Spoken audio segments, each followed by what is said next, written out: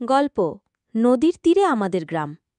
বাংলার এক শান্ত গ্রাম, নাম তার শান্তিপুর। গ্রামের চারদিকে সবুজ ধানের ক্ষেত, আর মাঝখানে বয়ে গেছে নীল জলরাশির নদী। সকাল হলে সূর্যের আলো পড়ে নদীর জলে, যেন সোনার ফোঁটা ছড়িয়ে আছে।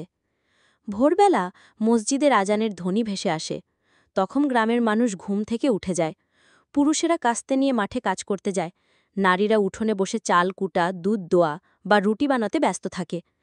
শিশুরা ছোট ছোট খালবিলে সাঁতার কাটে, কেউ গরুর পিঠে চড়ে ঘুরে বেড়ায়, গরু ছাগলে চড়তে যায় মাঠে, হাঁস মুরগি ছুটে বেড়ায় উঠোনে।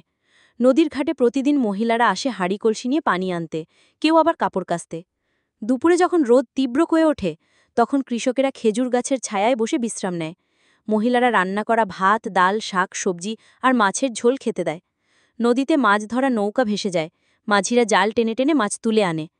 বিকেলে মাঠ ভরে ওঠে খেলাধুলায়, কেউ লুকোচুলি খেলে, কেউ দড়ি লাফ, কেউ আবার নদীতে ডুব সাঁতার কাটে। সন্ধ্যা হলে কুয়াশার চাদরে ঢাকা পড়ে যায় চারপাশ। পুকুরে ব্যাঙের ডাক, ঝিঝি পোকার ডাক, আর গ্রামের পথ দিয়ে আলোর ঝিকিমিকি।